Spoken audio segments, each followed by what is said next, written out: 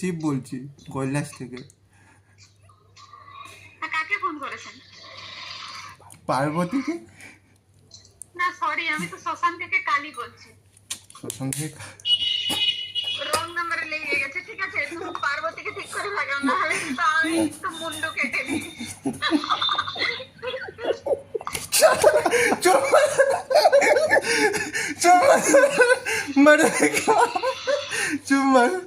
সঞ্জয়, তাহলে আমার পার্বতী কোথায়? তাহলে আমার পার্বতী কোথায়? তোমার পার্বতী কোথায় না আমি কি করে জানবো? তুমি জানবে না? না, বলছি এবারে জল ঢালতে গেলে 3টে বেলপাতা যেটা আছে সেইটা নিয়ে যাবে। আর তুমি ঠান্ডা ভুল করে কিন্তু কালীকে ফোন লাগিয়ে দিয়েছো। আমি বলছি না, আমি এবারে জল পার্বতী এখন রূপ বদল করে নিয়েছে। চুপ। এবার শুধু সন্ধ্যা হবে। এবার শুধু সন্ধ্যা হবে। হ্যালো, নো,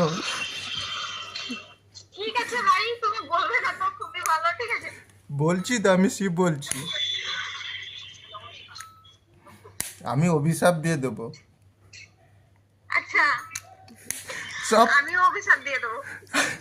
শিবের অভিশাপ আগে কতটা লাগে জানো কি?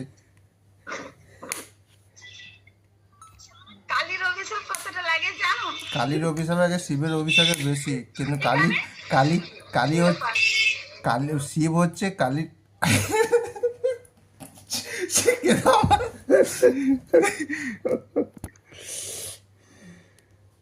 আমি বলছি না এই কঠিন লাগে। তুমি মানে কথা বলতে পারছো না। তুমি আমি হাসলে কি হলো, তুমি কথা তুই বলতে হাসবি পারছো নি, না। কথা করার সময় হাসবি নি, হাসলে দাঁত পাটি বার করলে হাসবে, এটা মজার টাইম।